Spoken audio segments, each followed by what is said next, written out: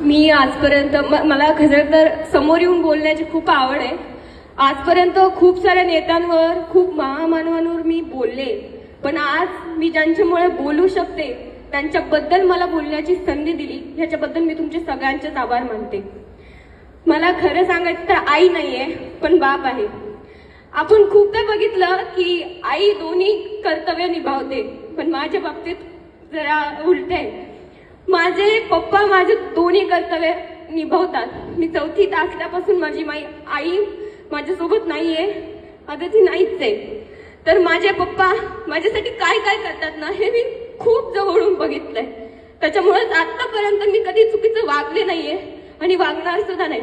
आणि मला खरंच वाटतं की आज हा जो कार्यक्रम झालाय ना, इथे जितके पण विद्यार्थी उपस्थित आहेत, इतक्या विद्यार्थ्यांपैकी आज थोड्याफार कालावधीसाठी का होईना कोणीच वाईट मार्गावर जाणार नाही.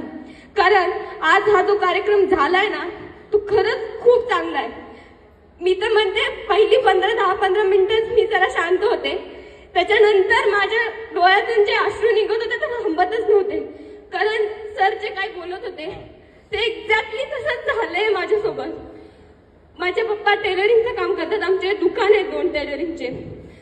तर सर तुम्ही ते टाचाचं सांगितलं, माझे पप्पा दिवसभर उभे असतात आणि खरंच माझ्या पप्पांच्या टाचा मी बघितल्या की इतक्या कठीण झालेल्या त्या, त्याला हात लावला तरी त्याच्यात कुठला सॉफ्टनेस नाही.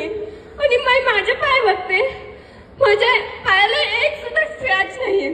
ह्याच्यावरूनच कळतं मला की माझ्या पप्पांचं माझ्यावर किती प्रेम आहे आणि ते माझ्यासाठी किती करतात. आणि आज हा कार्यक्रमामुळे खरंच मला त्याची ओळख झाली. आईची तर म्हणजे किंमत आहे मला, पण काय करू, आईचं प्रेम कधी मिळालंच नाही मला. पण ना, मला त्याचं दुःख नाहीये, कारण माझ्या पप्पांनी मला कधीच माझ्या आईची आठवण नाही येऊ दिली. आणि ह्याच्यासाठी मी त्यांचे आयुष्यभर ऋणी राहील. आणि ह्याच कारणामुळे मी कधी सुद्धा त्यांना मान खाली घालून घ्यायची वेळ नाही होऊ देणार. भले मी शिकेल नाही शिकेल, आय डोंट नो की फ्युचरमध्ये माझं काय होणार आहे. कोणी सांगितलंय की उद्या काय होणार आहे तुमच्यासोबत, पण स्वतःहून कधीच मी स्वतःच्या पायावरती कुऱ्हाड नाही मारून घेणार आणि माझ्या पप्पांना कधीच मान खाली नाही घालू देणार. माझी आज ओळख सचिन बोराडे यांची मुलगी म्हणून आमच्या गावात आहे, बोराड्याची मुलगी म्हणून. पण मला विश्वास आहे की वैष्णवी ही बोराड्यांची मुलगी आहे अशी ओळख मी नक्की निर्माण करेन. आणि मला शिक्षणाची आवड आहे, मला बोलण्याची आवड आहे आणि याचाच माझ्या पप्पांना खूप अभिमान आहे. माझे पप्पा मला म्हणतात की म्हणजे मी मराठी मीडियमची स्टुडंट आहे, सो मला इथं आल्यानंतर काही कळत नव्हतं. तुम्ही पप्पा म्हणजे खूप रडले की पप्पा काय आहे, मला कळत नाही, मला खूप विचित्र फिलिंग येते, सगळे माझ्यापेक्षा खूप चांगले. तर माझे पप्पा मला म्हणले की जगात कोणी कसंही असू दे, पण तू माझी टॉपर आहेस. तेव्हा मला इतका विश्वास भेटला की मला असं वाटलं yes I can do it. आणि पप्पा मला म्हणले की you can do it. So हा मंत्र आहे ना, हा तुमच्या सगळ्यांकडे आहे. आणि खरंच खूप भाग्यवान असतात ज्यांना दोघांची साथ मिळते, आई वडील या दोघांचं प्रेम मिळतं. ज्यांना मिळतंय त्यांनी कदर करा. आणि सर जसं म्हणलं तसंच ज्यांना नाहीये त्यांना त्याची किंमत विचारा. मला विचारा ना माझ्या आईची किंमत. मी आणि माझे पप्पा आम्ही दोघंच पुण्यामध्ये राहतो.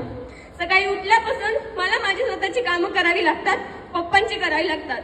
ते जर मला माझी आई असती तर मला रोज सकाळी माझ्या हातात डब्बा मिळाला असता, जो की मला नाही मिळत. आणि जो की मला नाही मिळत आणि त्याची मी अपेक्षा पण करत नाही. कारण मी जे अन्न शिजवते त्या अन्नासाठी माझे पप्पा खूप कष्ट करतात, खूप मेहनत करतात. आणि माझे पप्पाच नाही, आमच्या दुकानात मिनिमम 15 लोक काम करतात. ती सुद्धा कोणाचे ना कोणाचे वडील आहेत आणि ते सुद्धा तितकेच कष्ट करतात जितके माझे पप्पा करतात. त्यामुळे सांगते की स्वतःच्या हाताने स्वतःच्या आई वडिलांची मान खाली जाईन असं वागू नका. मोह प्रेम हे माया हे सगळं खूप थोड्या दिवसांसाठी असतं, खरंच खूप थोड्या दिवसांसाठी असतं. आणि मला असं वाटतं ना की प्रत्येकाला असा एक अनुभव यावा ज्या अनुभव